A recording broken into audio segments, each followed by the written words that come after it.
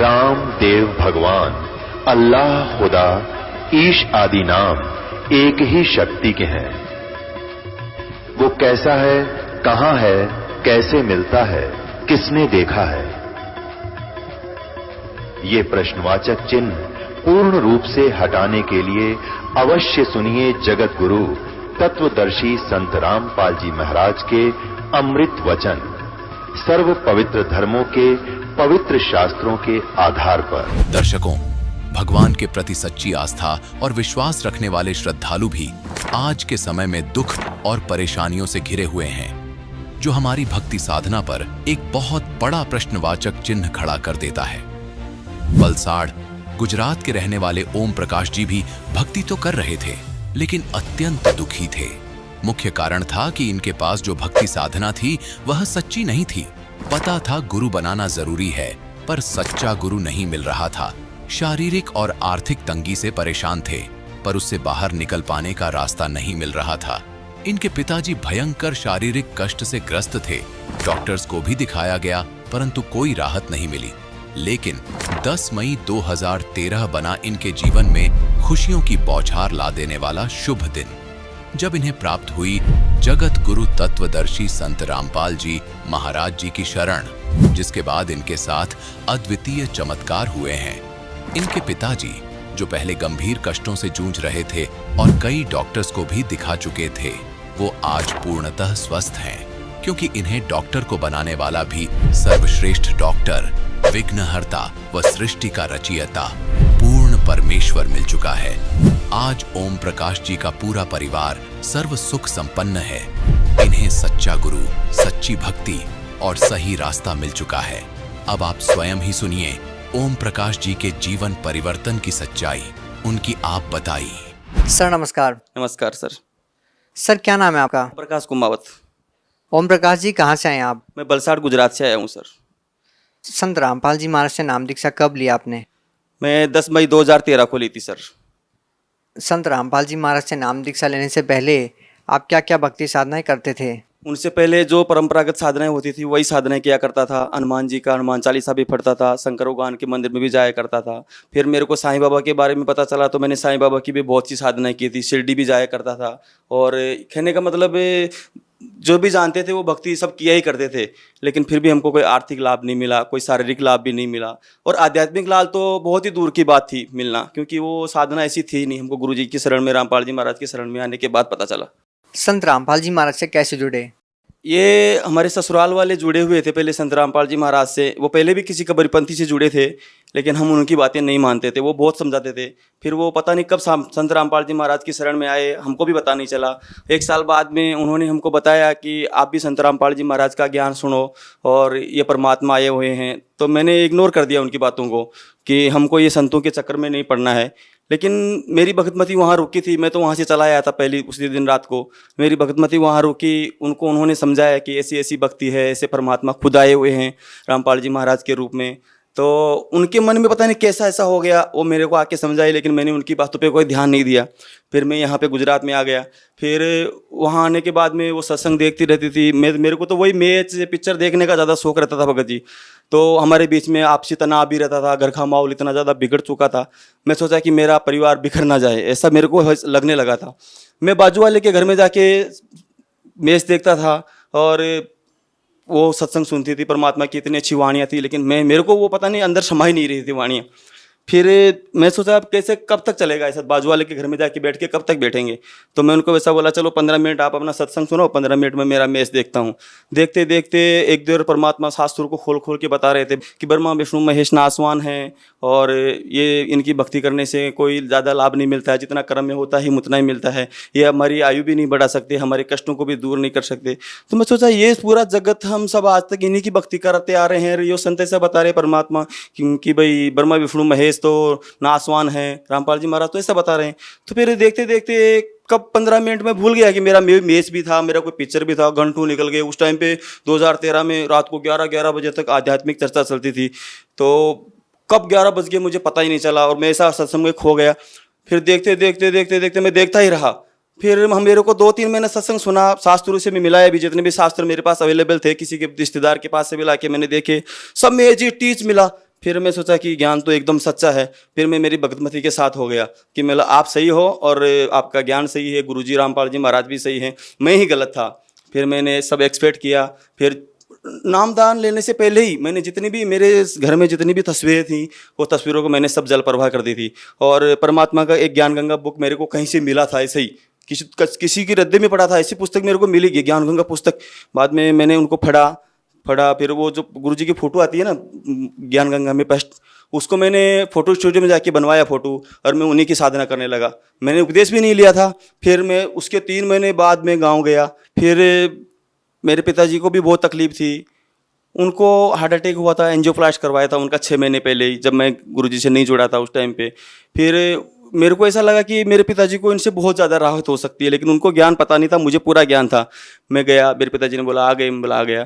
तो उन्होंने बोला कि आप एक काम करो, मेरे लिए दवा पूरी हो गई है और कल दवा भी लेके आना। मैं बोला अभी दवा नहीं लेना है। उन्होंने बोला दवा नहीं लूँगा तो मैं मर जाऊँगा, डॉक्टर ने बोला है कि तू दवा बंद मत करना, तेरा खात कुछ भी हो सकता है। मैं बोला अभी परमात्मा मिल गए हैं संत रामपाल जी महाराज के रूप में, और अभी हमको दवा की ज़रूरत नहीं है। उन्होंने बोले कौन रामपाल जी महाराज है? मैं बोला ऐसे ऐसे। मैंने उनको थोड़ा बहुत ज्ञान समझाया। तो उनको ऐसा लगा कि देवी देवताओं की भक्ति नहीं करनी है तो समाज से बहुत दूर हो जाएंगे। तो उन्होंने बोला नहीं, मैंने ऐसा नहीं कर सकता। मैं बोला देखो परमात्मा है और उनकी शरण में जाने से ना आपको दवा खाने की ज़रूरत है। ये समाज आपको क्या दे रहा है? कुछ तो नहीं दिया। आप इतने दुखी थे, कौन आपके पास आके बैठता था? मेरी बात मानो, मैं आपका दुश्मन नहीं हूँ, मैं आपका लड़का हूँ, चलो मेरे साथ। तो उन्होंने मेरी बात मान ली। फिर संत रामपाल जी महाराज को दर्शन के लिए गए। तो मैंने परमात्मा संत रामपाल जी महाराज से अरदास लगाई कि गुरुजी ऐसे ऐसी बात है और मेरे पिताजी को बहुत तकलीफ है, वो दवा भी लेते हैं और रोते ही रहते हैं, उनको बहुत कष्ट रहता है। रामपाल जी महाराज ने बोला बेटा दवा कचरे के डब्बे में डाल देना, सब कुछ खाओ पियो। वो घी दूध सब कुछ बंद कर दिया था। शरीर इतना वीक हो गया था कि चलने में भी असमर्थ थे। परमात्मा रामपाल जी महाराज की शरण में जाने के बाद में उन्होंने दवा भी नहीं ली। आज तक उन्होंने एक भी दवा नहीं खाई उस चीज़ की। हाँ, सर्दी जुकाम थोड़ा बहुत और कुछ होता है उसकी दवा ले लेते हैं, लेकिन बाकी उसकी दवा एक भी नहीं ली। उनका कितनी बार डॉक्टर का फ़ोन आता है हमारे पास, अरे आप दवा चेकअप कराने के लिए नहीं आता? मगर हमको तो बहुत बड़ा डॉक्टर संत रामपाल जी महाराज के रूप में मिल गया है, हमको अभी दवा की ज़रूरत नहीं है। एकदम बिल्कुल स्वस्थ हो गए वो, और भाग भाग के फर्स्ट क्लास काम भी करते हैं, उनका शरीर भी एकदम तंदुरुस्त हो गया है। वो दुनिया को बताते हैं कि अभी उसके बाद में मेरे बुआ के लड़के की शादी थी, तो उसका वो जो मायरा लेके जाते हैं, हमारा दिल नहीं था लेकिन फिर भी हमको जाना पड़ा। उधर लोगों ने पूछा कि तुम दवा नहीं लेते हो, ऐसा नहीं लेते हो। मेरे पिताजी ने दिल खोल के बता दिया कि हमको तो इतना बड़ा डॉक्टर मिल गया है, हमको दवा की कोई ज़रूरत नहीं है। पहला लाभ तो भगत जी मेरे को ये हुआ। दूसरा लाभ, मेरी एक बच्ची है, उनको भी सतनाम मिला हुआ है, और वो भी मेरे साथ ही उन्होंने रामपाल जी महाराज से उपदेश ले लिया था। बहुत ही दृढ़ बच्ची है, मेरे से भी ज़्यादा उसको परमात्मा में विश्वास है। उसको एलर्जी हो गई थी, पूरा शरीर उसका इतना ज़्यादा ऐसा खून निकाल लेती थी। चर्म रोग विशेषज्ञ डॉक्टर जो स्पेशलिस्ट डॉक्टर होते हैं उनको बताया, कितने डॉक्टरों को बताया। फिर उन्होंने बोला कि यहाँ गुजरात का वातावरण इनको सूट नहीं कर रहा है, तो इनको यहाँ से आपको राजस्थान भेजना पड़ेगा। अभी बच्चे इधर पढ़ते हैं तो मैं राजस्थान कैसे भेज सकता हूँ? मेरे को इतना ज्ञान भी नहीं था कि परमात्मा को ऐसा अर्जी लगाने से तुरंत फायदा होता है। मैंने परमात्मा को तुरंत अर्जी लगाई, परमात्मा ऐसी ऐसी बात है, बच्चों का भविष्य बिगड़ जाएगा, अभी कैसे करो? परमात्मा ने बोला बच्चा, परमात्मा दया करेंगे। उस बच्ची का एलर्जी पता नहीं कब कैसे दूर हो गया, मुझे पता ही नहीं चला, और वो एकदम स्वस्थ आज भी बच्ची आई हुई है, बाहर बैठी है। रामपाल जी महाराज ने इतनी दया की उस बच्ची पे ऊपर, और उनका एलर्जी बिल्कुल एकदम स्वस्थ हो गया। तीसरा लाभ, भगत जी मेरे पास ज़मीन थी लेकिन मैं मकान बनाने की मेरी सामर्थ्य नहीं थी, मेरे पास पैसा नहीं था। मैं रैंक पे रहता था, कभी 6 महीने इधर कभी 6 महीने उधर, ऐसे ही भटकता रहता था। मेरी भक्तमती बोलती थी परमात्मा से अरदास लगाओ, रामपाल जी महाराज से, ये तो कुछ भी कर सकते हैं। तो मैं बोला परमात्मा रामपाल जी महाराज कुछ भी करेंगे लेकिन फिर भी मैं अपने पास पैसा तो होना चाहिए। तो बोला आप अरदास लगाओ रामपाल जी महाराज से, वो करेंगे। मैं दर्शन के लिए गया, रामपाल जी महाराज को अरदास लगाई। जब दर्शन के लिए गया तो परमात्मा ज़मीन तो है लेकिन मकान बनाना चाहता हूँ। रामपाल जी महाराज ने बोला बेटा तू तो दिल खोल के चालू कर दे, तेरा काम हो जाएगा। और मेरा काम एकदम ऐसे हो गया। आज 25 लाख रुपए मेरे पास, 2-3 लाख रुपए मुश्किल से थे, और 25 लाख रुपए का मकान परमात्मा ने कैसे बनवा दिया। किस जो आदमी को मैं जानता भी नहीं था वो भी मेरी मदद के लिए वहाँ पे आया भगत, और मेरा मकान बन गया। मेरा मकान जब चालू किया था तो मैं परमात्मा ने बोला था कि कोई पूजा नहीं करनी है। मैंने उधर किया भी था कि परमात्मा सब लोग मुहूर्त लगाते हैं, भूमि पूजन करते हैं, मेरे को क्या करना है? परमात्मा ने बोला बेटा ज्योति का संकल्प कर लेना और ज्योति जला देना और चालू कर देना। मैंने बोरिंग करने के लिए मशीन आ गई। परमात्मा को, रामपाल जी महाराज को ज्योति लगा दी, दंडों प्रणाम किया। फिर बोला, बोरिंग वाला बोलता नारियल लाओ, अगरबत्ती लाओ। मैं बोला ये ऐसा हमको नहीं करना है। बोलता कहाँ बोरिंग करना है? बोला इधर करना है। किसी से पूछा था? मैं बोला मेरे रामपाल जी महाराज मेरे गुरुजी से पूछा था। बोला जो बेटा तुम्हारा सब जगह योगी लागे वहीं पे कर लेना। बाजू वाले घर में 90 फुट पे पानी था भगत जी, लेकिन मेरा बोरिंग 160 फुट चला गया, एकदम सूखा, बिल्कुल पानी नहीं निकला। मैं एक कोने में बैठे बैठे सुमरण कर रहा था और सब लोग जितने भी आजू बाजू वाले थे सब खड़े थे, वो सब बातें कर रहे थे, ये देवी देवताओं को नहीं मानता है, वो रामपाल जी महाराज का ज्ञान ले लिया है इसने, कहाँ से पानी होगा, वो है वो ऐसा नहीं करता है, पूजा नहीं करता है। मैं बोला परमात्मा जो करना है आपको ही करना है यार, इसी में मेरे को सब कुछ करना है, यही बोरिंग रहना चाहिए। मैं बोरिंग वाले को बोला भाई तू बंद कर दे बोरिंग, तेरा जितना पैसा होता है तू लेके जा। और बोलता है क्या करेगा, दूसरा बोरिंग तो तेरे को करवाना पड़ेगा। मैं बोला जो होगा सो देखा जाएगा, तो कितना पैसा होता है उसका जो बिल बना के दिया, जितना बोरिंग पैसा हुआ मैंने उसको देख के भेज दिया।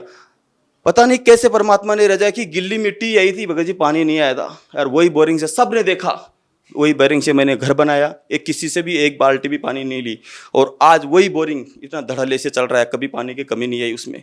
परमात्मा ने इतने, अभी गिनाने जाऊंगा तो कितना गिनाऊं भगत जी, आपका भी टाइम थोड़ा लिमिट होता है, लेकिन बहुत लाभ दिए हैं, आर्थिक लाभ दिए हैं, शारीरिक लाभ दिए हैं। देखिए आज के दिन लोग भक्ति तो कर रहे हैं, लेकिन भक्ति करते करते भी दुखी हैं। आप क्या कारण मानते हैं कि लोग भक्ति कर रहे हैं? कोई किसी मंदिर में जा रहा है, कोई मस्जिद में जा रहा है, कोई गुरुद्वारे में जा रहा है, कोई चर्च में जा रहा है, भक्ति सभी कर रहे हैं, लेकिन दुखी क्यों हैं? क्या कारण मानते हैं? भक्ति आप भी कर रहे हैं, आप लोगों को सुख हो रहे हैं, लेकिन भक्ति और लोग भी कर रहे हैं, फिर भी वो परेशान हैं। आप भी पहले भक्ति करते थे, लेकिन पहले आप दुखी थे, आज सुखी हैं, ये कारण क्या है? उसका कारण यही है भगत जी, उनकी साधनाएं शास्त्र अनुकूल नहीं है, उनकी सच्ची साधनाएं हैं, वो लोक वेद के आधार पे भक्ति करते हैं। जो भी उनको गुरु मिले, धर्म गुरु, वो भी हुआ भाई ऐसा लोक वेद के आधार पे उनको ज्ञान बताते हैं। रामपाल जी महाराज शास्त्रों के अनुकूल भक्ति बताते हैं। हमको भी लाभ नहीं हो रहे थे, हम भी बहुत भक्ति करते थे। हनुमान चालीसा आज भी मेरे को खंटक से याद है। अच्छा, आपसे लास्ट प्रश्न जानना चाहेंगे कि बहुत सारे लोगों का जब हमने इंटरव्यू लिया तो उनका कहना था कि संत रामपाल जी महाराज से नाम दीक्षा ली और नशा छूट गया। ऐसी क्या दवाई देते हैं संत रामपाल जी महाराज की, नाम लेते हैं और ठीक हो जाते हैं? उनके शब्द में शक्ति है, उन्होंने सब कुछ बताया है कि देखो अमल अरहारी आत्मा कदे न पावे पार, परमात्मा को कभी प्राप्त नहीं कर सकते, और हम जिस मार्ग को परमात्मा प्राप्त करने के लिए ही चले हैं, तो ये नशा तो हमारे लिए बहुत खतरनाक है भगत। ये परमात्मा ने बताया है कि परमात्मा की बच्चों नशा करोगे तो तुम भगवान को कभी प्राप्त नहीं कर। कोई नशा करते थे? हाँ करता था, मैं बीड़ी सिगरेट और कभी कभी बियर भी पीता था, कहीं संगत में बैठ जाता था, तो ऐसा नशा सब करते थे। कैसे छूट जाता है ये नशा? घृणा हो जाती है भगत जी। परमात्मा जब रामपाल जी महाराज मंत्र उपदेश देते हैं, वो अपना सत्संग सुनाते हैं, तो हमको उस नशे से बिल्कुल नफरत जैसी हो जाती है। आज कोई 20 फुट दूर ऐसा कोई बीड़ी पी रहा है तो हमको यहीं से उल्टी जैसी होने लग जाती है, दिल घबराने लग जाता है, और ऐसा लगता है जैसे कोई बीड़ी निकाल भी रहा है ना, तो ऐसा लगता है कोई गोली निकाल रहा हो, बंदूक निकाल रहा हो, हमको मार डालेगा, ऐसा हमको फील होता है। हम उसके नज़दीक बैठना भी पसंद नहीं करते हैं। अपने गुजराती भाइयों को अपनी गुजराती भाषा में क्या संदेश देना चाहेंगे? मैं तो एम જ કહેવું છું કે ભાઈ આ મનુષ્ય જન્મ બાર બાર નથી મળવાનું, અને આ મનુષ્ય જીવનથી આપણને મોક્ષ પ્રાપ્ત કરવા માટે જ આ મનુષ્ય જીવન મળેલો છે, તો વધારાથી વધારા સંખ્યામાં જલ્દી से જલ્દી જ્ઞાન સાંભળીને તમે પરમાત્માની શરણમાં આવો અને તમારું કલ્યાણ કરાવો। बहुत बहुत धन्यवाद सर। नमस्कार।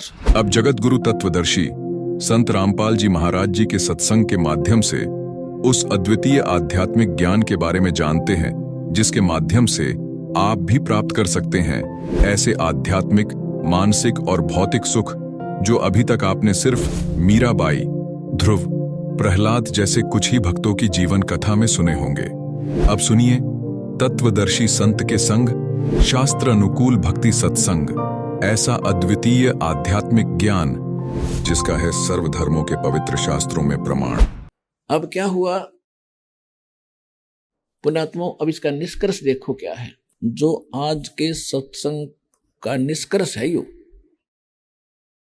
हमें ये बताना चाहता परमात्मा कि यू तो एक कंगाल लोक से, इसमें तो कोई ना कोई आपको समस्या बनी रहेगी, और जब तक मेरी शरण में नहीं आओगे आप केवल अपना पूर्व जन्म का कर्म ही प्राप्त करोगे। और जब मेरी शरण में आकर मैं बताऊंगा ऐसे नियमित होकर के मर्यादा में भक्ति करोगे, जब वो परमात्मा यहाँ 18 लाख आदमियों को 3 दिन तक मोहन भोजन खिला सके है, तो तुम्हारे 1000, 10,000, 1 लाख वर्ष तक दाल रोटी सिंपल रोटी उसने खुआने के देर लगेगी, किरा कित के घर भर देगा आपके।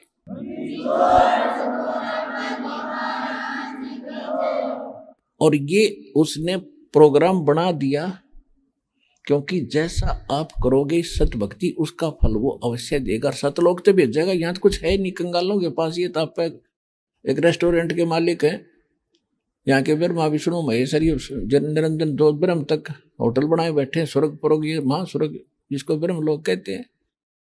तो अपने बच्चों के लिए ये उनको ऐसे कर्म करा रहा है, उसके बदले में सतलोक तो भेजेगा। और पूरी पृथ्वी पर एक बहार आवेगी जब सब भक्ति करने लग जाएंगे। देखो इस समझदार ने संकेत बहुत होता है। जो व्यक्ति 18 लाख व्यक्तियों को और 3 दिन तक, जो भगवान 3 दिन तक मोहन भोजन खिला सकता है, तो पूरी पृथ्वी पर कितने होंगे? 4 अरब 5 अरब 10 अरब उसने के देरी लगेगी। यानी भक्ति करोगे तो यू काम करेगा और आपको मोक्ष भी देगा। आने वाली आपकी 101 पीढ़ी पार करेगा, और पार करेगा तो उनके लिए व्यवस्था भी करेगा, तो चिंता करने की जरूरत नहीं। और ये परमात्मा का वो समय निर्धारित है, ठीक का समय है। आप भी भक्ति करो, अपने बहन भाइयों तक पूरे विश्व में योज्ञान दास के विचार पहुंचाओ, इसका प्रचार करो। दास आपको एक सुखद जमाना देगा, सारा संसार सुखी होगा। बोलो सतगुरुदेव।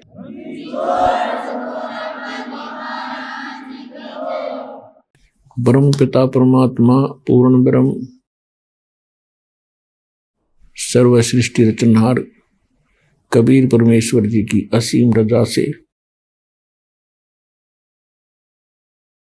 आप सभी पुण्यात्माएं सत्संग सुनने के लिए उपस्थित हुए।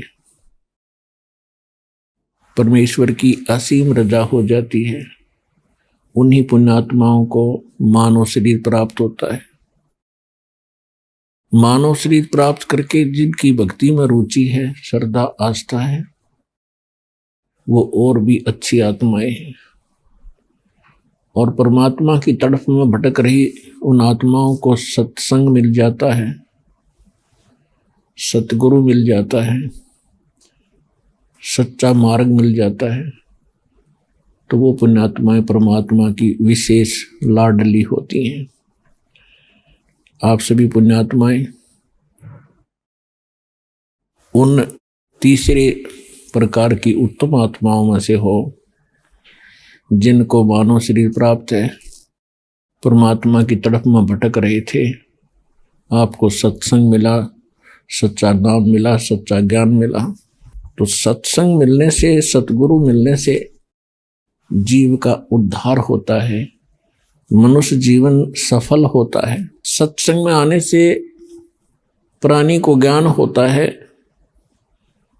मेरा यहाँ मनुष्य जीवन प्राप्ति का क्या उद्देश्य है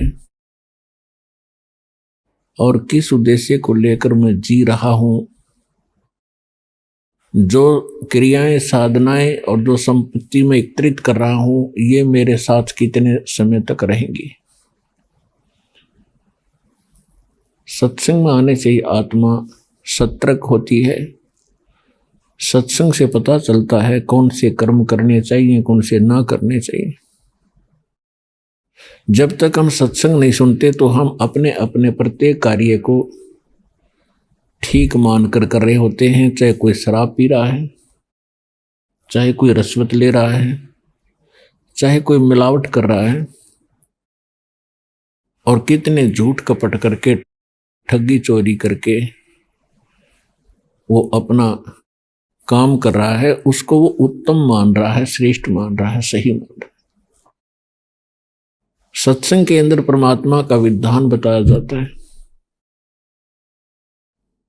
और उस विधान का जो उल्लंघन करता है उसको क्या सजा मिलती है, उसको कितना दंड मिलता है, ये भी परमात्मा के विधान में लिखा हुआ है, वो सत्संग के अंदर बताया जाता है। जब जीव को, जो प्राणी को परमात्मा के विधान का ज्ञान होगा, तो फिर वो परमात्मा से डर के अपना जीवन सफर तय करेगा, बहुत से पापों से बचेगा, और फिर सत भक्ति करके मनुष्य जीवन को सफल करेगा। परमात्मा हमें याद दिलाते हैं कि इस संसार में आकर के आप क्या कर रहे हो, आपने करना क्या चाहिए था। कबीर थोड़ा जीवन ये मंडे बहुत मंडान, और सब ही उभा पंथ सिर राव रंक सुल्तान। परमात्मा हमें समझाना चाहते हैं कि जीवन तो आपका पता नहीं कितने समय का है। कबीर साहब कहते हैं, श्वास उश्वास में नाम जपो, व्यर्था श्वास मत खो, न जाने इसी श्वास को आवन हो कि न हो। उसके विषय में परमात्मा फिर कहते हैं, कबीर थोड़ा जीवना, ये जीवन थोड़ा, और मंडे बहुत मंडान, कल्पनाएं पता नहीं कितनी लंबी चौड़ी बना के आपने स्कीम बना के रख रखी है। और सब ही उभा पंथ सर राव रंक सुल्तान, सभी यहां से चलने वाले मार्ग पर खड़े हैं, कभी भी आपका नंबर यहां से प्रस्थान करने का आ सकता है। कबीर एक दिन ऐसा होवेगा सबसे पड़े बिछो, राजा राना राव रंक भाई सावधान क्यों न हो। परमात्मा कहते हैं एक दिन ऐसा होगा आप सबसे विदाई ले लोगे, और जिसको आप अपना मान रहे हो ये आपका नहीं है। आप अपने संस्कारवश यहाँ आए हो, जन्मे हो, संस्कार पूरे होते ही आप यहां से चले जाओगे। ये ज्ञान आपको सत्संग से होता है, सतगुरु कराते हैं, और सतगुरु परमात्मा का विधान बताते हैं। परमात्मा ने जो विधान बताया था 600 वर्ष पहले, वो आपको दास बता रहा है, सुना रहा है। एक दिन ऐसा होएगा सबसे पड़े बिछो, राजा राना राव रंक भाई सावधान क्यों न हो। चाहे कोई राजा है या रंक, निर्धन व्यक्ति है, सभी परमात्मा के बच्चे हैं। परमात्मा सभी के लिए एक सामूहिक इंस्ट्रक्शन दे रहे हैं, हिदायत दे रहे हैं। उजड़ खेड़े ठेकरी ये गुड़ गुड़ गए कुमारे, रावण जैसे चले गए वो लंका के सिकदार।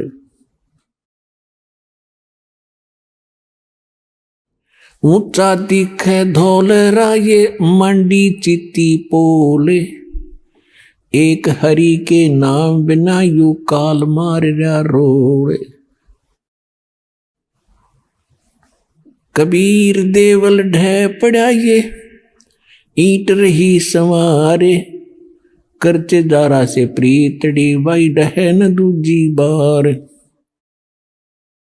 कबीर कहाँ चनाव है मैडिया, ये लंबी भीत उसारे, घर तो 3.5 हाथ बाई गणा तपौने 4।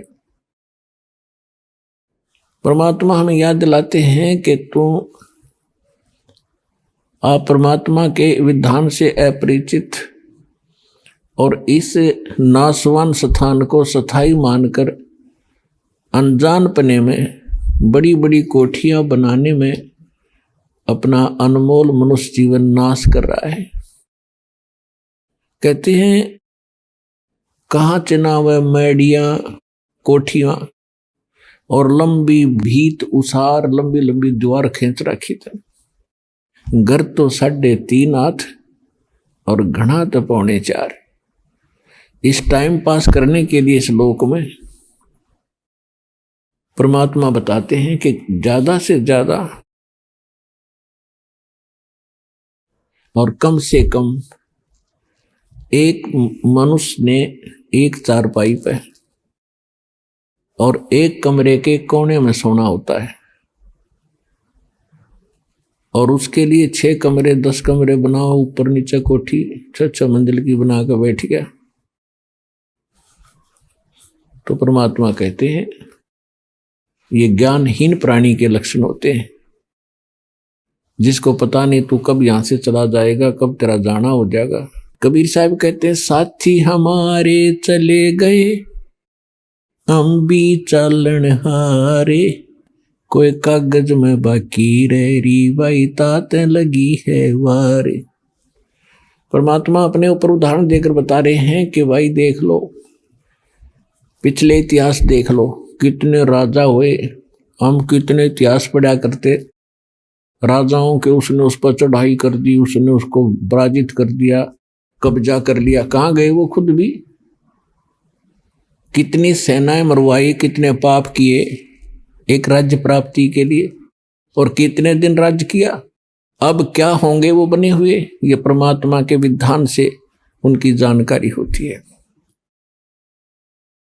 कबीर हरि के नाम बिना ये राजा रसब हो, मट्टी लद कुमार के वही घास न नीरे कोई। एक परमात्मा की भक्ति के बिना इन प्राणियों के संग में क्या बनेगा? चाहे कोई प्रधानमंत्री है, चाहे सारी पृथ्वी का राष्ट्रपति है। परमात्मा की भक्ति के बिना अगले जीवनों में वो पशु योनि में जाएगा और गधे की योनि प्राप्त होगी। उसमें उसको क्या सुविधाएं होंगी अंडरस्टूड है। तो ये ज्ञान जब तक आत्मा को पता नहीं लगेगा, ये यही खिलौनों से खेल कर अपना जीवन नाश कर जाता है। अब परमात्मा क्या बताते हैं? साथी हमारे चले गए भाई, हम भी चालन हारे, कोई कागज में बाकी रही तात लगी है वार। पहले कितने चले गए, कैसे कैसे उनके इतिहास बने, कहाँ वो है कि नामो निशान उनका, और आगे उनके साथ आज क्या बीत रही होगी। कोई पशु बना, कोई पक्षी, कोई चूहा बनकर धक्के खा रहा है। ऐसे गंदे लोक में हम क्या बनकर बैठ गए? तो परमात्मा आकर आंख खोले हमारी, और काल हमारे को यहां बस उल्टी शिक्षा देकर, सारे उल्टे काम करवा के जीवन नाश करवा देता है इस प्राणी का। फिर ये बड़ा खुश रहता है। और जब परमात्मा आते हैं या उनका सत्ज्ञान प्रारंभ होता है तो उसको बड़ी बेचैनी हो जाती है। पुणात्माओं, सत्संग के अंदर प्रत्येक पहलू पर ज्ञान दिया जाता है।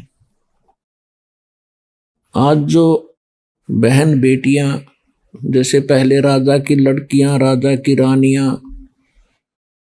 और भी अच्छे उच्च घराने की जो माने जाते थे, अच्छे इज्जतदार लोग मानते थे संसार की दृष्टि से, उनकी बहू बेटियां सत्संग में नहीं जाते थे। अपने घर से भी बाहर कदम बहू बेटियों को नहीं रखने देते थे। उसमें अपनी हानि और इज्जत का नाश समझते थे। उसके विषय में तत्व ज्ञान में क्या बताया है? बीबी पड़द रहे थी, वो डोडी लगे थी बारे, अब गात उघाड़े फिरती है वो बनकुतिया बाजारे। वो पर्दे की सुंदरी सुनो संदेशा मोरे, इब गात उघाड़े फिरती है वो करे सरायों सोरे।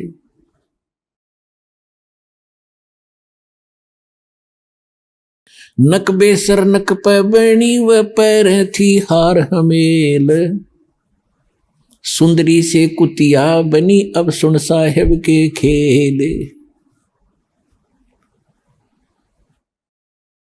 पुणात्माओं, ये विचारकरण की बातें हैं, ये परमात्मा का दिया ज्ञान है, किसी डूम बाट के गीत नहीं कि उसने वैसे ही बकवाद कर दी होंगी। ये 100% सत्य है। हमें ज्ञान नहीं था, इसलिए हम इनसे दूर होकर अपना जीवन नाश कर ही रहे थे। अब हमें सतर्कता की घनी आवश्यकता है।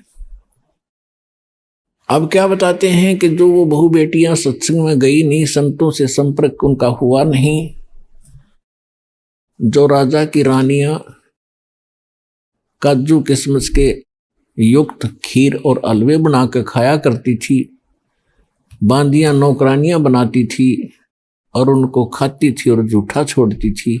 उनके जूठे को फिर नौकरानी और उनके परिवार खाया करते थे। ये पिछले जन्म के पुण्य थे उन पुण्य आत्माओं के, जिस कारण से उनको ऐसी सुविधा प्राप्त हुई। वो राजा के घर ब्याही गई, राजा के घर पैदा हुई। पिछले पुण्य थे, पिछली बैटरी चार्ज थी। भविष्य में सत्संग ना मिलने से, सतगुरु ना मिलने से, सच्चा नाम ना मिलने से, सत्साधना ना मिलने से वो अपना इन्वर्टर डिस्चार्ज करके चली गई। यानी सभी पुण्यों का नाश करके वो अपना हाथ झाड़ कर चली गई। उस समय तो उसकी इज्जत थी कि घर से बाहर ना निकल जा, और पर्दों में रखा करते थे एडी से लेकर चोटी तक, कहीं हमारी बहन बहू बेटियों का हाथ भी किसी को दिखाई ना दे जा, इसमें इज्जत मानते थे। परमात्मा कहते हैं वो तो बात आपकी ठीक है, लेकिन भक्ति नहीं करी, आगे क्या बना उस इज्जत के साथ। वह कुतिया बनकर और पूछड़ ठाए घूम रही है उस गली के अंदर, अब कहाँ गई वो इज्जत। तो पुण्यात्माओं, हम जितना भी काल ने हमें यहाँ शिक्षा दी है वो केवल नाश करने की दी थी, जीवन नष्ट करने की दे रखी थी। अब परमात्मा की इस ज्ञान की रोशनी से हमें पता हुआ लगा कि अब मनुष्य जीवन प्राप्त करके प्राणी और अपनी अकड़ में, इस मान बढ़ाई में और लोक लाज में जीवन नाश कर देता है, उसके आगे उसके साथ बहुत बुरी बनती है। अब क्या बताते हैं, वह बीबी पड़ते रहे थी और ड्योडी लगे थी बाहर, आगे सामने कई कई पहरेदार खड़े रहा करते थे, कोई व्यक्ति वहां तक पहुंच ना जा। अब कहते हैं गा तू गाड़े फिरती है वह बन कुतिया बाजार, वो पर्दे की सुंदरी सुनो संदेशा मोर, अब गा तू गाड़े फिरती है वह करे सराय वसोर। कुतिया बनकर धर्मशाला के सामने बैठी है, पहले महलों में रहा करती थी वह इज्जत, आज गली में घूम रही है। आती थी धर्मशाला में, आते थे खाना खाते थे, और वो रानी कुतिया बनकर एक टूक के लिए इंतजार कर रही है, खाने वाले के मुंह की तरफ देख रही है कब टूक तेरी तरफ डाले। और टूक रोटी डाल दी छोटा मोटा टुकड़ा तो 10 ग्राम रेत साथ खा रही है वो। तो पुण्यात्माओं कलेजा हिल जाना चाहिए। परमात्मा का दिया ज्ञान है, हमने मनुष्य को भी भक्ति की आवश्यकता है और बहन बेटियों को भी परमात्मा की आवश्यकता है, और सबको बराबर का शरीर मिला है, एक जैसी मिट्टी है, एक जैसा परमात्मा ने दिमाग और व्यवहार दिया है। दोनों ही भक्ति करना चाहिए, अपने बच्चों को साथ लावे, अपनी बहन बेटियों को साथ लाए, परमात्मा से जोड़ दे, फिर परमात्मा का उनका रक्षक हो जाएगा। तो हम भक्ति ना मिलने से, सत्संग ना मिलने से, हम अपनी सूझबूझ से जितनी अटकलबाजी हमने की वो सारी विपरीत की। अब कबीर साहब कहते हैं, कबीर कुल करनी के कारण ये अंसा गया बिगो, जब कुल के कर लेगा तू 4 पाया का हो। अब तो लोक लाज में आके सत्संग में नहीं आता, ना सत्संग ना कोई भक्ति करता, क्योंकि शर्म आती है, लोग क्या कहेंगे, हंसी उड़ाएंगे। परमात्मा कहते हैं जब यू कुल तेरे परिवार के लोग क्या मदद करेंगे, जिस समय तू पशु बनकर, गधा कुत्ता सूअर बनकर खड़ा होगा कहीं पर, तब ये कुल के कर लेगा जब तू 4 पाया का हो। राम नाम निज सार है, राम नाम निज मूले, राम नाम सौदा करो भाई, राम नाम ना भूले। पुण्यात्माओं, अब कौन से राम का सौदा करें, कौन से राम के नाम का जाप करें, सबसे पहले हमने ये निर्णय करना है। तो वो आपको बहुत बार बता दिया है और आगे भी बताते रहेंगे। अब परमात्मा की भक्ति में हमें सबसे पहले सतगुरु की आवश्यकता होती है। जैसा कि आज सुबह के सत्संग में आप सुन रहे थे कि परमात्मा ही स्वयं अपना ज्ञान बताते हैं, सच्चा ज्ञान बताते हैं, अपनी जानकारी देते हैं। अपने द्वारा रची हुई सृष्टि को वही स्वयं आकर ज्ञान बताते हैं, उसी को जानकारी देते हैं।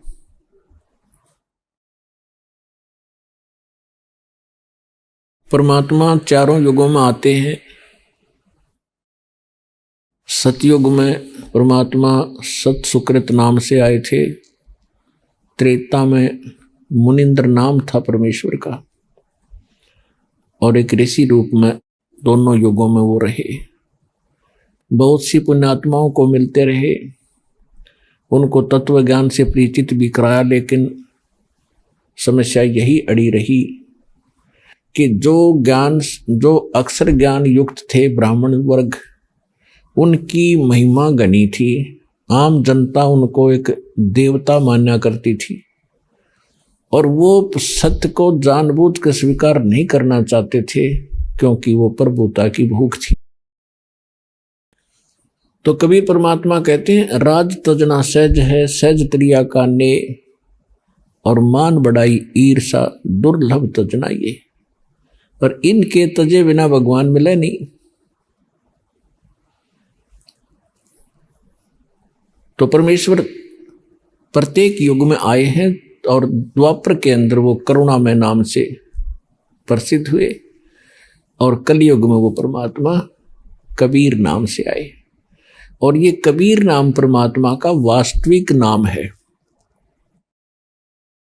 बाकी अन्य वो अपने नामांतर करके प्रत्येक युगों में आते हैं, लेकिन कलयुग में हम इतने पापग्रस्त हो जाते हैं, हमारे पुण्य कति समाप्त हो जाते हैं, इसलिए परमात्मा यही नाम लेकर आते हैं। और परमात्मा के नाम बार बार बोलने से वैसे भी आत्मा पवित्र होती है। तो इस प्रकार परमात्मा ने बताया है कि चारों सतयुग में सत सुकृत कह टेरा, त्रेता नाम मुनिंदर मेरा, द्वापर में करुणा में कहाया, कलयुग नाम कबीर धराया। जब कलयुग में परमात्मा आए, संवत 1455 सन 1398 ज्येष्ठ सुदी पूर्णमासी, जेठ उतरते की पूर्णमासी को सुबह सुबह ब्रह्म मुहूर्त में सूर्य उदय होने से लगभग 1.5 घंटा पूर्व के समय को ब्रह्म मुहूर्त कहते हैं। तो पुण्यात्माओं, परमात्मा कहते हैं, जो जन मेरी शरण है, ताका हूं मैं दास, गेल गेल लाग्या फिरूं, जब तक धरती आकाश।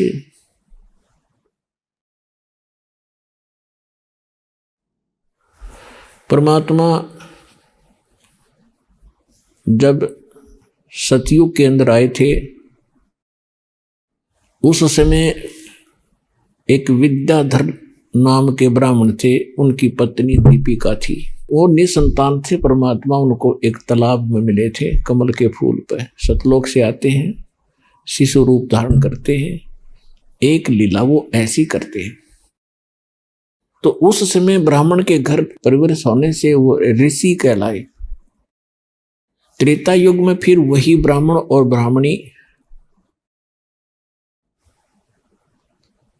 वेद विज ब्राह्मण हुआ, और सूर्या वो दीपिका वाली आत्मा हुई। परमात्मा फिर उनको मिले। आगे चल के फिर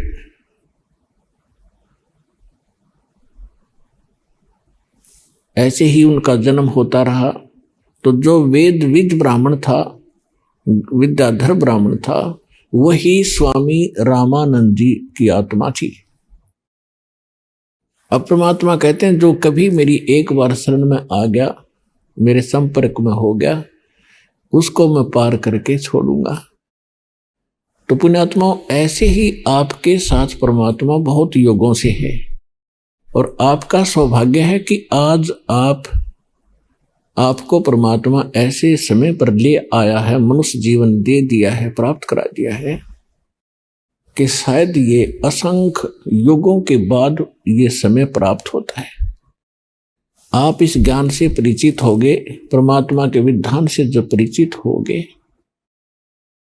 तब आपको महसूस होगा सचमुच हम तो इसको खेल खेल सा समझ रहे थे, सत्संग में आगे और चले गए, भक्ति कर रहे हैं, अच्छी बात है, बढ़िया ज्ञान है।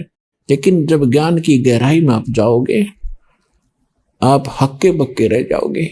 ये हो क्या रहा है? वही भगवान बड़ी दया करी दाता, हमने कौन से जन्म में ऐसे पुण्य किए थे जो आज हम ऐसे अनमोल नाम और अनमोल ज्ञान और ऐसे अनमोल भगवान की शरण में और ये मंत्र जाप कर रहे हैं। ये आपके युगों युगों के पुण्य आपके साथ हैं।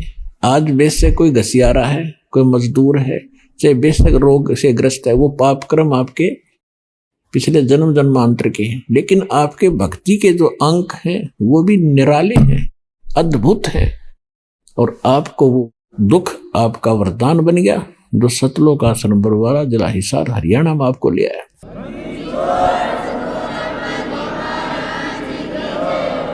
और परमात्मा कहते हैं उस सुख के माथे पत्थर पड़ो, इसे सुख के आग लगा जिस तो भगवान की भूल पड़े।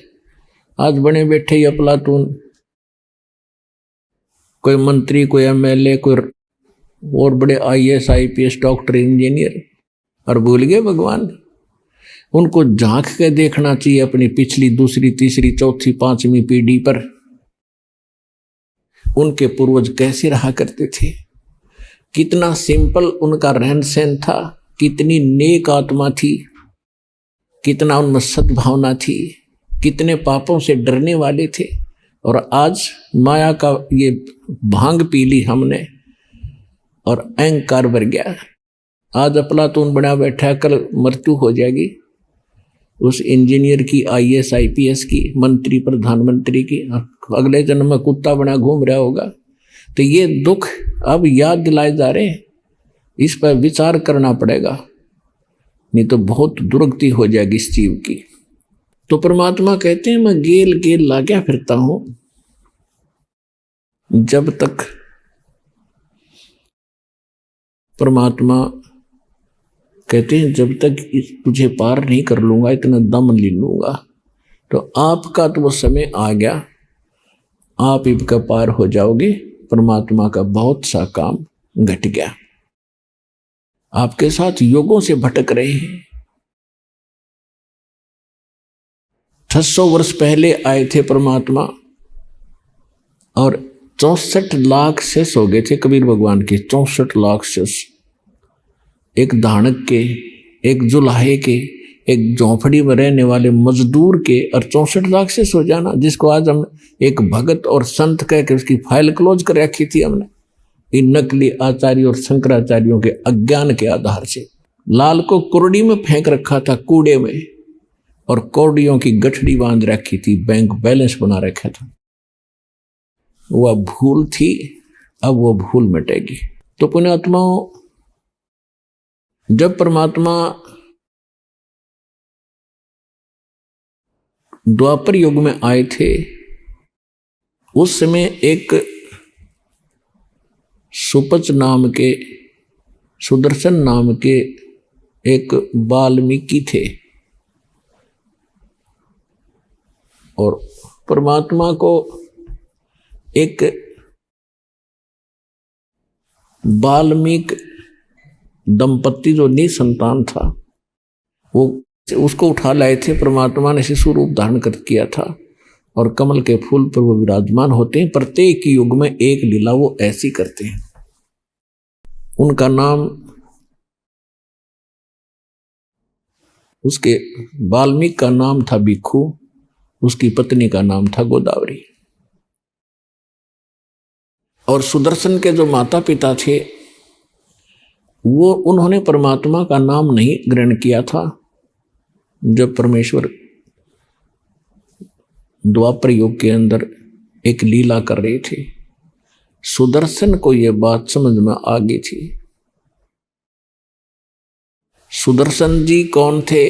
वो सुदर्शन वो थे, सुपथ सुदर्शन, जिन्हों के बारे में हम सुना करते थे कि पांडवों ने एक अश्वमेध यज्ञ किया था, उनका यज्ञ संपूर्ण नहीं हुआ था और सुपच नाम के एक भगत ने, सुदर्शन सुपच ने वो यज्ञ पूर्ण की थी। तो वो सुपच सुदर्शन परमेश्वर कबीर जी के शिष्य थे और परमात्मा कबीर जी ही उस अपने भगत की इज्जत रखने के लिए उसका रूप बना के पांडवों की यज्ञ में गए थे और तब उनका शंख बजाया था। आज का जो विषय है, हम कुछ और विषय पर आपको सत्संग सुनाने जा रहे हैं, इसको विस्तार से नहीं बताएंगे। तो ऐसे भक्त थे वो, सुदर्शन जी को परमात्मा का ज्ञान 100% समझ में आ गया था, समर्पित हो गए थे, लेकिन उनके माता पिता इस बात को स्वीकार नहीं कर रहे थे। सुदर्शन के माता पिता की मृत्यु होगी। सुदर्शन को जब सतलोक जाने का समय आया तो परमात्मा ने पूछा, क्यों भक्त सतलोक जाना चाहते हो? कहने लगा, महाराज आपकी बिल्कुल तैयार है, आपने ज्ञान ही ऐसा दे दिया, यहाँ कुछ रखा ही नहीं है। तो परमात्मा ने कहा कि एक देख ले भाई, किसी में तेरी आस्था तो नहीं है। तो उस समय सुदर्शन भक्त ने कहा, परमात्मा मेरी कोई आस्था नहीं है, आपने ज्ञान ऐसा दे दिया कि तो एक दिन छोड़ना पड़ेगा, चाहे लाख वर्ष जीवन रह ले तो भी एक दिन मृत्यु होगी। इस संसार में रखा क्या है? लेकिन मेरे मन में एक बात रह कर कुचेट रही है, मेरे को परेशान कर रही है कि मेरे माता पिता बहुत ही नेक आत्मा थे और दुर्भाग्य उनका रहा कि वो भगवान को पहचान नहीं सके। आपने भी बहुत उनसे विनय करी। अभी आपने सुने जगत गुरु तत्वदर्शी संत रामपाल जी महाराज के मंगलमय सत्संग प्रवचन। आइए अब सुनते हैं उन भक्तों के अनुभव जिन्होंने संत रामपाल जी महाराज के प्रमाणित ज्ञान से प्रभावित होकर नाम दीक्षा लेकर अनेकों लाभ प्राप्त किए। दर्शकों, आज का मानव आध्यात्मिक ज्ञान के अभाव में पारंपरिक शास्त्र विरुद्ध साधना करता है, गुरु भी बनाता है, लेकिन फिर भी यही सोचता है कि आखिर इतनी भक्ति साधना करते हुए भी उसे कष्ट क्यों आते हैं। लेकिन जब मानव को पूर्ण संत की शरण प्राप्त होती है तो उसके जीवन में आने वाले कष्ट समाप्त हो जाते हैं। आज हम आपको एक ऐसी ही श्रद्धालु का अनुभव सुनाने जा रहे हैं। ये हैं दिल्ली की रहने वाली दीक्षा नागर जी। इनके परिवार वाले पहले से ही राधा स्वामी पंथ से जुड़े हुए थे। इनकी माता जी, जिन्होंने 7 साल राधा स्वामी की भक्ति साधना बड़ी लगन के साथ करी, फिर भी उन्हें हार्ट की समस्या थी, सांस लेने में समस्या थी, कोई लाभ तक नहीं मिला। उल्टा डॉक्टरों ने कह दिया था कि इसका केवल एकमात्र इलाज है बाईपास सर्जरी। कहते हैं जहां से साइंस का अंत होता है वहां से अध्यात्म की शुरुआत होती है। जब इनके ऊपर दुख का पहाड़ टूटता ही जा रहा था, उसी बीच इनके पूरे परिवार को प्राप्त हुई तत्वदर्शी संत रामपाल जी महाराज की शरण। संत रामपाल जी महाराज से नाम दीक्षा लेने के बाद इनकी माताजी की हार्ट की समस्या बिना ऑपरेशन के ठीक हो गई। साथ ही दीक्षा जी की आंखों की रोशनी, जो कि बचपन में एक हादसे में चली गई थी, इन पर संत रामपाल जी महाराज की ऐसी कृपा हुई कि आज इनकी आंखों की रोशनी भी है और इनका पूरा परिवार आज खुशहाल जीवन जी रहा है। आइए अब सुनते हैं संत रामपाल जी महाराज से दीक्षा लेकर खुशहाल जीवन जीने की सच्ची कहानी। दीक्षा नागर जी की अपनी जुबानी। जी नमस्कार। नमस्कार सर। क्या नाम है जी आपका? सर मेरा नाम दीक्षा नागर है। दीक्षा जी कहाँ से आए आप? सर मैं पीतमपुरा दिल्ली से। अच्छा, आपसे एक बात जानना चाहेंगे कि आप संत रामपाल जी महाराज जी से कब जुड़े? सर मैं संत रामपाल जी महाराज जी से 9 अप्रैल 2004 को जुड़ी। संत रामपाल जी महाराज जी से नाम दीक्षा लेने से पहले आप क्या भक्ति साधना करते थे? क्योंकि आपने बताया कि आप 2004 से ही संत रामपाल जी महाराज जी से जुड़े हुए हैं, मतलब बचपन से ही आप संत रामपाल जी से जुड़े हुए हैं। जी, मैं उस वक्त केवल 8 वर्ष की थी जब मैं संत रामपाल जी महाराज से जुड़ी। उससे पहले मेरे जो पेरेंट्स हैं वो राधा स्वामी से जुड़े हुए थे 7 वर्ष तक। तो 7 साल से वो जुड़े हुए थे, तो मैं उन्हीं के साथ जाती थी राधा स्वामी। बाकी मैंने उनकी कोई ऐसी भक्ति नहीं करी थी। तो 8 साल की उम्र में आपने संत रामपाल जी महाराज जी से नाम दीक्षा ले ली, लेकिन इतनी छोटी सी उम्र में किसी संत के बारे में जानना, उनके ज्ञान के बारे में जानना, ये समझना बहुत मुश्किल है। तो आप इतनी छोटी सी उम्र में संत रामपाल जी महाराज जी से कैसे जुड़ गए? क्योंकि मेरे पेरेंट्स की श्रद्धा बहुत ज़्यादा थी संतों में पहले से ही, तो हमारा भी भक्ति भाव वैसा ही था उनको देख करके। तो इसलिए जब वो गए परमात्मा सदगुरु रामपाल जी महाराज की शरण में गए, तो हमने उन पर ही विश्वास करके हम भी चले गए वहाँ पर। लेकिन हमें नहीं पता था कि ये भक्ति सही है या क्या है। वो हमें तब पता चला जब हमें उनसे लाभ हुए। धीरे धीरे जब हमने खुद इतनी सी उम्र में ही जब मैंने लाभ महसूस करे, तो मुझे पता चला कि सच में संत रामपाल जी महाराज जी भगवान है इस धरती पर। हम आपसे जानना चाहेंगे कि आप बात कर रहे हैं लाभ की। संत रामपाल जी महाराज जी से जुड़ने के बाद आपको लाभ मिलने लग गए, तो आपको लगा कि हाँ वास्तव में यही सच्चे संत हैं। तो सबसे पहले हम आपसे यही जानना चाहेंगे कि संत रामपाल जी महाराज जी से नाम दीक्षा लेने के बाद आपको लाभ क्या मिले? सर, मैं आपको बताना चाहती हूँ कि जो मेरी मदर हैं वो बचपन से ही हार्ट पेशेंट रही हैं। तो राधा स्वामी में जब वो जुड़ी हुई थी तो भी बहुत ज़्यादा उनको दिक्कत रहती थी हार्ट की। इवन सांस लेने में भी उनको बहुत ज़्यादा प्रॉब्लम थी। तो उनको डॉक्टर्स ने बोल दिया था बाईपास सर्जरी के लिए। अचानक उनकी तबीयत इतनी बिगड़ गई कि उनकी वॉल्व्स जो थी वो ब्लॉक हो चुकी थी। तो डॉक्टर ने बोल दिया था उनको सर्जरी के लिए। लेकिन संत रामपाल जी महाराज जी की दया से इतनी हमारा इतना विश्वास था संत रामपाल जी महाराज में कि मम्मी कहती थी कि आप ही की बेटी हूँ, आप ही जो करोगे सही करोगे। तो वो जो वॉल्व्स खुल नहीं रही थी वो अचानक से खुल गई, और डॉक्टर्स ने भी बोला थैंक गॉड। मतलब वो शॉक्ड हो गए। उन्होंने बोल दिया था बाईपास सर्जरी के लिए, लेकिन अचानक वो वॉल्व खुलने के बाद मेरी मम्मी बिल्कुल, उन्हें ये हो गया कि ये ही सच में भगवान है। मैं राधा स्वामी में इतने साल रही, इतनी मैंने मन से भक्ति करी, मुझे आज तक कोई लाभ नहीं मिला। मतलब मैं रोती रही बीमारियों में, लेकिन संत रामपाल जी महाराज ने इतना बड़ा सुख दिया कि आज वो बिल्कुल ठीक हैं। दीक्षा जी, सबसे पहले तो ये बात आपसे जानना चाहेंगे और लाभ जानने से पहले कि सभी संत तो कहते हैं कि भक्ति करने से कोई लाभ मिल ही नहीं सकता, और आप तो वैसे भी पढ़े लिखे हैं, एजुकेटेड हैं आप। क्या आप इन बातों में विश्वास करते हैं कि किसी संत से नाम दीक्षा लेने के बाद लाभ मिल सकता है? सर, आप ये कह रहे हैं कि इस युग में लाभ कैसे हो सकते हैं? ये हमारे लिए बहुत शर्म की बात है कि हम वर्षों से देखते आए हैं, इतिहास पढ़ते आए हैं मीराबाई का, ध्रुव प्रहलाद का, जिनसे हमें पता चला कि उन्हें कितने लाभ हुए। लेकिन आज जितने भी नकली धर्म गुरु हैं उन्होंने हमें ये बिल्कुल सिद्ध कर दिया कि कोई लाभ नहीं है, कुछ नहीं है, और सारे गुरु एक जैसे ही होते चले गए। लेकिन संत रामपाल जी महाराज ने हमें ये बताया, उन्होंने जिस आधार पर भक्ति बताई, पहली बात तो उन्होंने मोक्ष बता दिया, इस 184 से छुटकारा बता दिया, और दूसरी बात जो हमें वो जितने लाभ देते हैं ना वो अथाह हैं, उनकी कोई गिनती नहीं है जितने लाभ वो देते हैं। उनसे आज विश्वास हुआ है कि दुनिया में सच में आज भी भगवान है और भक्ति करने से लाभ मिल सकते हैं। अच्छा, आपसे जानना चाहेंगे कि आपने कहा कि भक्ति करने से लाभ मिल सकता है। हम आपसे जानना चाहेंगे कि और क्या लाभ मिले आपको भक्ति करने से? जी सर, ये तो मैंने अपनी मदर का बताया आपको। अब मैं खुद का एक्सपीरियंस आपसे शेयर करना चाहती हूँ। जब मैं 5th स्टैंडर्ड में थी तो मैं अचानक से ना, मेरी लेफ्ट आई का जो विज़न पर्दा था वो बिल्कुल डैमेज हो चुका था। तो अचानक मम्मी पापा लेके भागे, डॉक्टर को चेकअप वगैरह कराए, तो उन्होंने बोल दिया था कि इसकी उल्टी आँख का पर्दा बिल्कुल ख़त्म है। अब उन्होंने टेस्ट करने के बाद स्पेक्स मुझे दे दिए कि वो हटना नहीं चाहिए बिल्कुल भी, लेकिन मैंने वो शर्म की वजह से नहीं लगाया, क्योंकि मैं छोटी थी तब। तो मैं स्कूल टाइम में नहीं लगाती थी, घर के नीचे आके लगा लेती थी, मम्मी पापा के डर की वजह से लगा लेती थी। लेकिन उन्होंने, डॉक्टर्स ने मुझे बोला था कि आपको 6 महीने बाद टेस्ट कराने दोबारा आना है। मैंने उसमें भी ढील दे दी, मैं नहीं गई चेकअप कराने, और ऐसे ऐसे करते करते 4-5 साल निकल गए। मैं मम्मी पापा से झूठ बोलती रही कि सही है सही है सब सही है। लेकिन जब मैं 4-5 साल बाद दोबारा गई टेस्ट कराने, तो उन्होंने मेरी रिपोर्ट्स देखी थी, डॉक्टर ने, कि ऐसी कंडीशन थी 4-5 साल पहले इसकी लेफ्ट आई का पर्दा बिल्कुल डैमेज था। तो उन्होंने टेस्ट करने के लिए मुझे दोबारा बिठाया, लेंसेज लगाए आंखों पर कि आपको कैसा दिख रहा है कैसा नहीं। तो मैं उनसे बोल रही थी मुझे इनमें साफ दिख रहा है और मुझे बिना लेंस के भी साफ दिख रहा है। तो वो बोलने लगे क्या बोल रहे हो आप? मैंने कहा डॉक्टर मुझे साफ दिख रहा है, और मैंने उनको सब कुछ पढ़कर लास्ट लाइन तक मैंने उनको साफ पढ़कर सुना दी। तो वो शॉक्ड हो गए, कह रहे हैं आपकी तो आंखें बिल्कुल ठीक है, आप क्यों आए हो यहाँ पर? कह रहे आपकी रिपोर्ट्स तो ये बोल रही थी पहले, और अब बिल्कुल ठीक हो, आपको तो स्पेक्स की ज़रूरत ही नहीं है।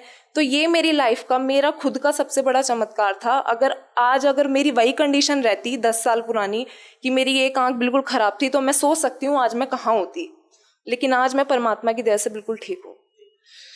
अच्छा, एक और बात आपसे जानना चाहेंगे कि आपने कहा कि संत रामपाल जी महाराज द्वारा दी गई भक्ति करने के बाद आपको ये लाभ मिले हैं, लेकिन सवाल ये है कि इस साइंस के ज़माने में जब आप ये बात करते हैं कि किसी संत से नाम दीक्षा लेने के बाद इस तरह से लाभ मिलते हैं, या भक्ति करने से इस तरह के लाभ मिलते हैं, तो लोग सवाल उठाते हैं कि बीमार होने पर डॉक्टर्स के पास जाना चाहिए और आप कह रहे हैं कि संत के पास जाना चाहिए। हाँ बिल्कुल, आपने ये बात बिल्कुल सही बोली कि जो साइंस है वो इस चीज़ को ना बिल्कुल नहीं मानती। साइंस बिल्कुल नकारती है कि चमत्कार नाम की कोई चीज़ है, या फिर वो भगवान में विश्वास ही नहीं करती। लेकिन मैं उनसे ये बोलना चाहती हूँ कि वो ये बात तब तक बोलते हैं जब तक उन्हें खुद महसूस नहीं होती। जब अपने ऊपर दुख आते हैं तो उन्हें खुद महसूस होगा एक दिन कि हाँ भगवान सच में है, क्योंकि वो सिर्फ लोगों को देखकर ये सब बातें बोल देते हैं कि ऐसा कुछ नहीं है, साइंस ही सब कुछ है। लेकिन ये सब साइंस बहुत बड़ा झूठ है। साइंस बनाई किसने? भगवान ने ही तो साइंस बनाई है। उन्होंने ही तो हमें इतना दिमाग दिया है कि हम आज साइंस पर इतना जोर दें। हालांकि कुछ नहीं है, भगवान के बिना कुछ नहीं है। लेकिन संत रामपाल जी महाराज की दया से जब हमने खुद महसूस करे ना कि ये लाभ हो सकते हैं और उनके ज्ञान से, तब हमें पता चला है कि भगवान है। दीक्षा जी, जिस तरह का जमाना है और चकाचौंध और लोग दिखावे के इस दौर में जब लोग अपनी बेटी की शादी करते हैं तो काफ़ी दहेज देना पड़ता है उनको, तो संत रामपाल जी महाराज जी के मामले में आप क्या कहना चाहेंगे कि उन्होंने, क्योंकि उनके अनुयायी बताते हैं कि वो बिल्कुल दहेज मुक्त शादियाँ करवाते हैं, क्या योगदान मानते हैं? और आपका क्या कहना है, क्या आप मानते हैं कि क्या लगता है कि संत रामपाल जी महाराज जी ने वाकई कोई ऐसी मिसाल पेश की है जो समाज के लिए लाभदायक सिद्ध हो सकती है? जी सर, बिल्कुल। और पूरे मैं ये कहना चाहती हूँ, पूरे विश्व में केवल संत रामपाल जी महाराज ने ही ये मिसाल कायम किया। आज तक कितने कानून बने हैं दहेज प्रथा को लेकर कि दहेज नहीं लेना, ना देना, कुछ असर नहीं हुआ। लेकिन सिर्फ हमारे संत रामपाल जी महाराज ने ऐसी मिसाल कायम करी है कि आज लाखों विवाह ऐसे हो रहे हैं जो दहेज मुक्त हो रहे हैं, और आज हर माँ बाप पर अपनी बेटी बोझ नहीं है। बस इसी बात, मतलब मैं चाहती हूँ कि पूरा विश्व ये बात समझे कि इतना पैसा खर्च करके भी किसी की बेटी सुखी नहीं है आज के दौर में। कम से कम एक बार उनका ज्ञान सुनकर देख लो कि वो क्या कहना चाहते हैं, आपको खुद पता लग जाएगा। और इतना आनंद महसूस होता है जब हम अपनी आंखों के सामने कोई दहेज मुक्त शादी को देखते हैं। संत रामपाल जी महाराज जी से कोई और लाभ मिला हो, कोई और एक्सपीरियंस आप हमारे साथ शेयर करना चाहेंगे? जी सर, बिल्कुल। ये भी कुछ साल पहले की बात है, जब मेरे पापा ऑफिस से रात को आ रहे थे, नाइट शिफ्ट करके आ रहे थे, तो उनको सामने से बाइक आ रही थी और वो साइकिल पे थे। रात का टाइम था, तो बाइक वाले ने बहुत तेज़ टक्कर मारी उन्हें। वो दूर जाके गिरे, साइकिल कहीं और जाके गिरी, तो वो बीच रोड पर आकर गिरे। तो वो उल्टी साइड से गिरे हुए थे, वो उठ नहीं पा रहे थे बिल्कुल भी। तो अचानक से एक छोटा सा बच्चा आया उनके सामने, उन्होंने उनको उठाया और अंकल को बोला अंकल आप ठीक हो? और उन्हें कहा फुटपाथ पर बैठ जाए, इस तरह से रोड पर मत रहिए। तो पापा ने जैसे ही नज़र उठाकर देखा तो वो कोई बच्चा नहीं था, कुछ नहीं था वहाँ पर। तो पापा सोचने लग गए ये सपना भी नहीं है, क्योंकि मेरे हाथ में मैं खुद दर्द महसूस कर रहा हूँ इस वक्त। तो पापा ने देखा कहीं भी वो बच्चा नहीं था चारों तरफ। तो पापा उठे, पापा का शरीर एकदम बिल्कुल ठीक हो गया। उठकर अपनी साइकिल उठाई, साइकिल से सीधा घर आए, घर आके मम्मी को बताया कि ऐसे ऐसे मेरे साथ आज हुआ, और पापा बिल्कुल ठीक थे। वरना इतने भयंकर एक्सीडेंट के बाद तो चांस नहीं था कि पापा बचते। भगत समाज को क्या संदेश देना चाहेंगे जी आप?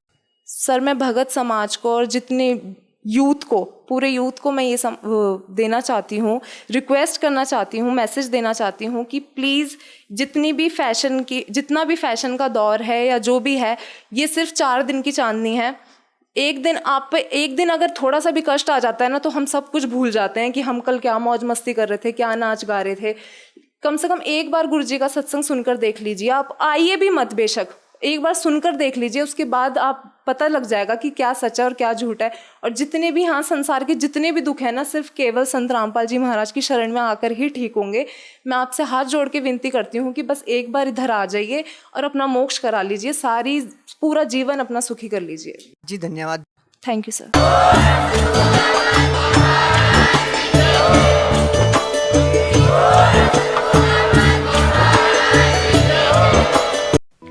आप सुन रहे थे जगत गुरु तत्वदर्शी संत रामपाल जी महाराज के मंगल प्रवचन। अधिक जानकारी के लिए संपर्क करें